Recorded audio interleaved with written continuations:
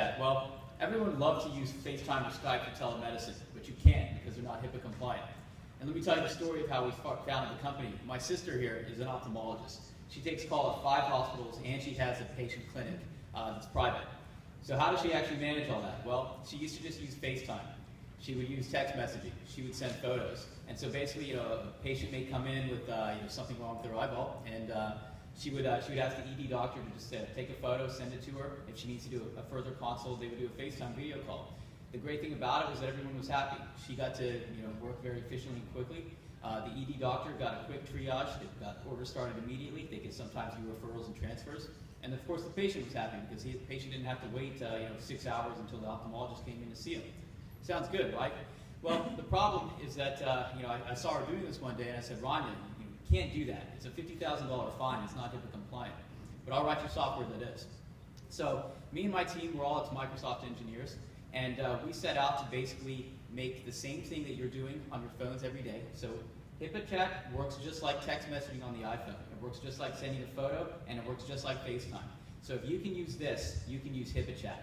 And the applications for this are tremendous. With HipaaChat, everybody can have telemedicine in their pocket. It's no longer limited to just mainframe computer-like parts that are sitting in the emergency room that maybe 4 neurologists get to use for telestroke and everybody else is excluded. We could have telemedicine for everybody. Every doctor, every nurse, every caregiver, social worker, and most importantly, every patient and their family members. We have hospital customers across all 50 states, and many of them are not only doing it for the traditional telestroke things and traditional ED-type telemedicine, they're using it in ACO models. They're giving HipaaChat to patients, discharging them with it, and giving it to their family.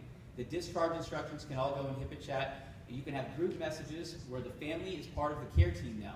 And so if grandpa doesn't understand how to take his pills or to check for congestive heart failure, that's okay. His kids can help him with it, along with the rest of the care team. The kind of implications for this are tremendous. And this is the only way that you can have telemedicine for everybody. It's because they already know how to use their iPhone, so there's nothing new to learn. And it's incredibly cheap because it's just an app that you download from the App Store. And on that note, we made a free trial available for everybody here to download. So whip out your phones and do it right now. Just search the App Store for HipaaChat. Download it. It takes 2 minutes to set up, and you'll be good to go. Thank you very much. I have a couple of questions for you. Stay up there, because that was the easy part. So who are some of your competitors?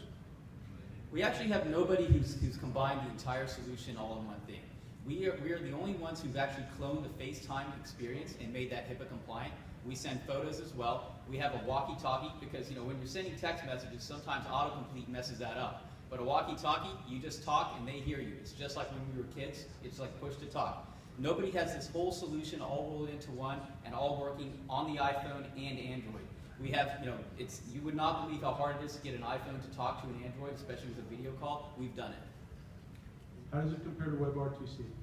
We're actually using WebRTC as an open source package, and we're building on top of that. We've added things like stun, turn eyes to do NAT traversals and all the like, but all the enterprise sort of things and getting it to actually work is us.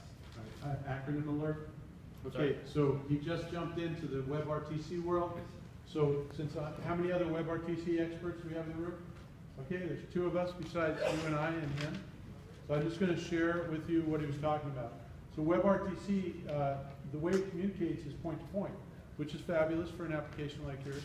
But occasionally, if you have multiple firewalls, then you can't actually connect point-to-point.